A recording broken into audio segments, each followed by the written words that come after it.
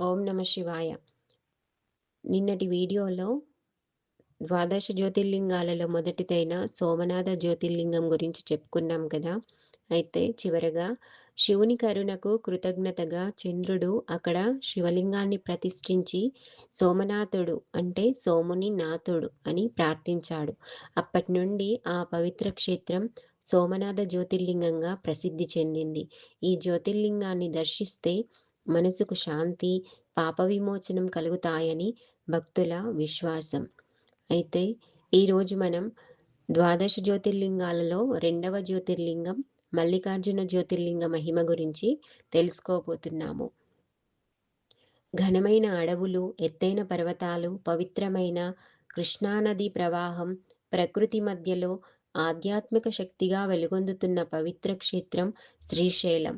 ఇది సాధారణ ఆలయం కాదు.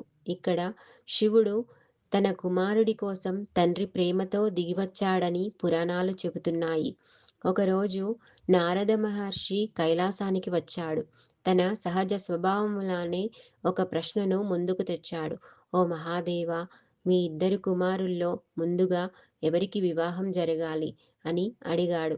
అప్పుడు భగవాన్ శివుడు చిరునవ్వుతో ఒక పరీక్ష పెట్టాడు. మీలో ఎవరు ముందుగా ఈ ప్రపంచాన్ని చుట్టి వచ్చి మాకు దర్శనమిస్తారో వారి వివాహం ముందుగా జరుగుతుంది అని చెప్పారు. ఈ మాట వినగానే యోధ స్వభావం కలిగిన కార్తికేయ ఆలస్యం చేయలేదు. తన నెమలి వాహనంపై మెరుపు వేగంతో బయలుదేరాడు.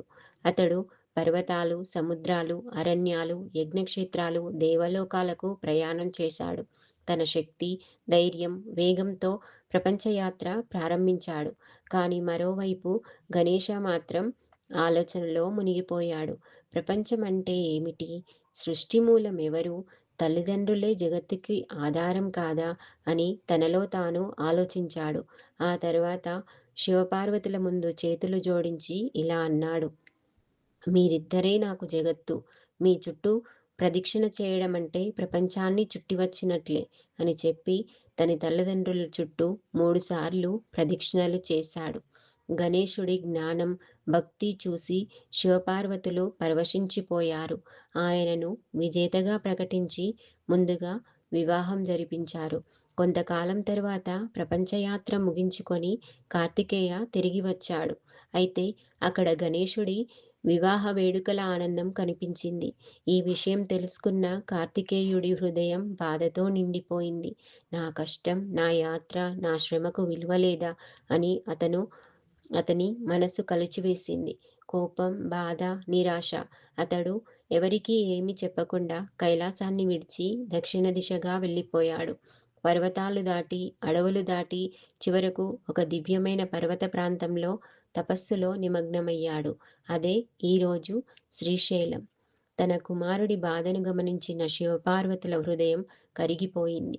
కుమారుడు బాధపడుతుంటే తల్లిదండ్రులు ఎలా ప్రశాంతంగా ఉండగలరు అని భావించారు. వారు వెంటనే కార్తికేయుడిని సమాధానపరచడానికి బయలుదేరారు.